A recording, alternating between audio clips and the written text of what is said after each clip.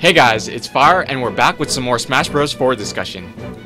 First of all, if I would remember that my video was gonna get uploaded on April Fool's Day, I would have done something so much different. Like, doing a troll video would have been so much fun.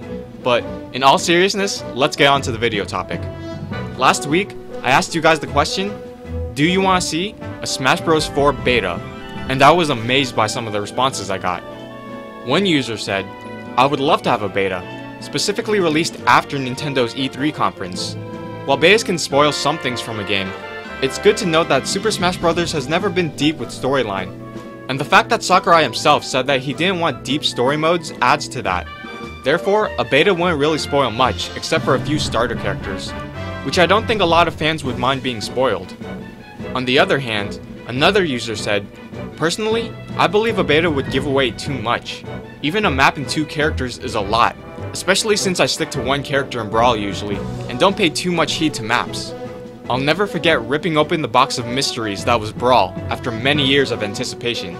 So satisfying. Now, will a Smash Bros. Beta actually affect what appears in the final game? Well, yes and no.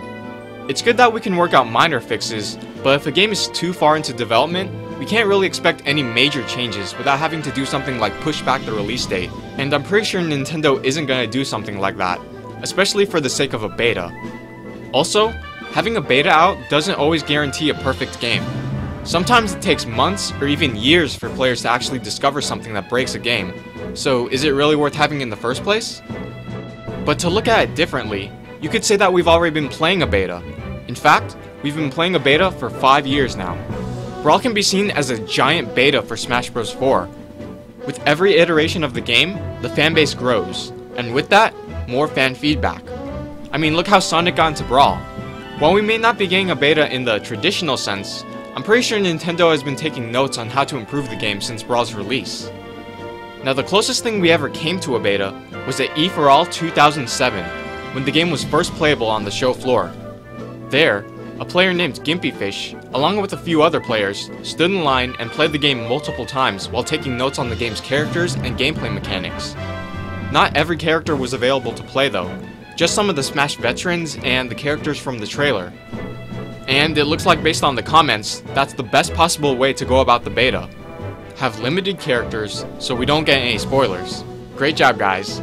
Like I said, I was really impressed by what you guys had to say, so I'm looking forward to your responses in the future. Okay, on to the next question. This one was recommended by a couple users. Should Smash Bros. 4 have character customization? This could be as simple as putting your Mii face on a character, or creating a full moveset. I'll let you guys decide. If you make a good argument, I'll highlight it in the next video.